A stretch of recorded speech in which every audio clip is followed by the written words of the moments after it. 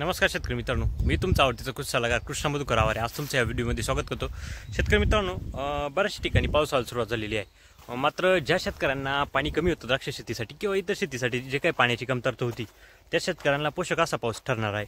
आणि साधारणपणे जे शेतकऱ्यांची सपकिन होऊन साधारणपणे आज 15, 20, 25 दिवस झालेले आहे, अशा शेतकऱ्यांनी पानावरती पाणी टिकवण्यासाठी जास्त लक्ष देणं गरजेचं आहे। कारण पानाची अन्नद्रव्याची क्रिया जर व्यवस्थित होत राहिली आणि पानामध्ये सायटोकायनिन लेवल जर व्यवस्थित राहिली तर अशा वेळेस सुप्तगड निर्मिती निश्चितपणे चांगली होणार आहे। शेतकरी मित्रांनो, सुप्तगड निर्मितीसाठी जे काय आपण एन्झाईम्स किंवा हार्मोन्स वापरतो असतो किंवा जे काय आपण अन्नद्रव्य देत असतो त्याचा कंटिन्युअसली वापर राहू द्या।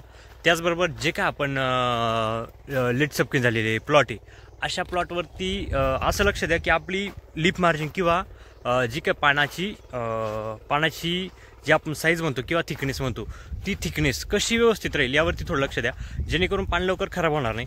कारण पुढचे पाऊस जे आहे ते झोड पाऊस राहतील किंवा धोप पाऊस राहतील आपल्याकडे।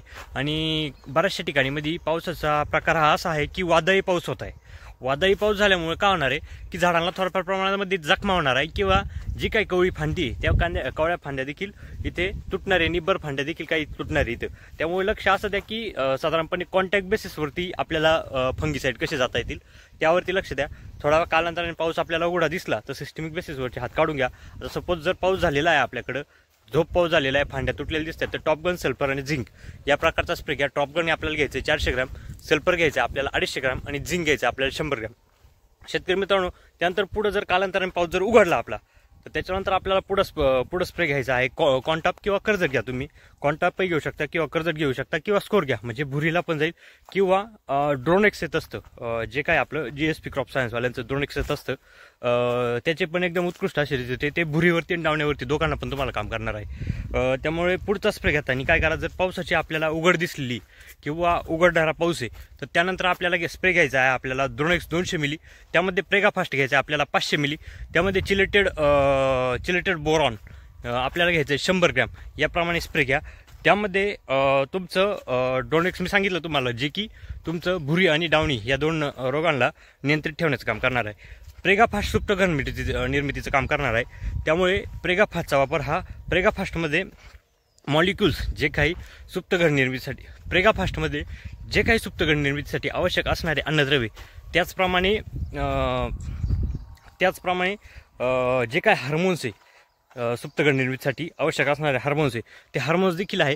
त्यामुळे आपली सुप्तगड निर्मिती करण्यासाठी निश्चितच प्रेगा फास्ट चांगलं मदत करणार आहे। आणि बोरॉनचा आपण जो काही वेलिंगवरती अन्न निर्मितीची क्रिया व्यवस्थित होण्यासाठी आपण बोरॉनचा स्प्रे घेतोय त्यामध्ये। असा दुसरा स्प्रे पावसाची उघड बघून घ्या।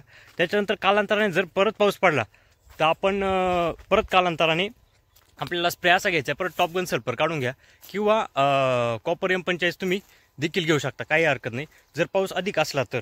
त्याच्यानंतर शेतकरी मित्रांनो, पुढील स्प्रे काय घ्यायचा आपल्याला, जर पावसाची उघडझाक चालू आहे आणि बऱ्याचशा शेतकऱ्यांचे शेंडे व्यवस्थित झालेले आहे, मात्र आता चुना मुरचूचे स्प्रे आपल्याला पुढे चालू करायचे आहे। जर आपल्या द्राक्ष वेलांची लांबी चांगली झालेली आहे आणि आपल्याला जर चुना मुरचूचे स्प्रे घ्यायचे तर उलटे पालटे चुना मुरचूचे स्प्रे घ्या आणि 4 दिवसाच्या अंतराने कंटिन्युअसली चुना मुरचूचे स्प्रे काढून घ्या। कारण पाऊस सुरुवात झाल्यानंतर साधारणपणे आपली व्हेजिटेटिव्ह ग्रोथ ही थोडी फास्टली ग्रोथ व्हायला सुरुवात होणार आहे। कारण वेलींना कमी भेटलेले पाणी किंवा पाण्यामध्ये असलेले नियोजन थोडेफार बदल, त्यामुळे वेलींना जर चांगले पाणी भेटले तर आपली व्हेजिटेटिव्ह ग्रोथ चांगली चालू होणार आहे। त्यामुळे साधारणपणे जर पाऊस चालू व्हायच्या अगोदर ज्या शेतकऱ्यांची शेंडे वगैरे व्यवस्थित झालेले आहे त्यांनी चुना मुरचूचे स्प्रे घेऊन टाका, जेणेकरून आपली लीफ मार्जिन आहे ती दीर्घकाळ टिकायला मदत राहील। चला तर मग शेतकरी मित्रांनो, माझी ही व्हिडिओ तुम्हाला कशी वाटली हे कमेंट बॉक्समध्ये नक्कीच कळवा। चला तर मग, धन्यवाद।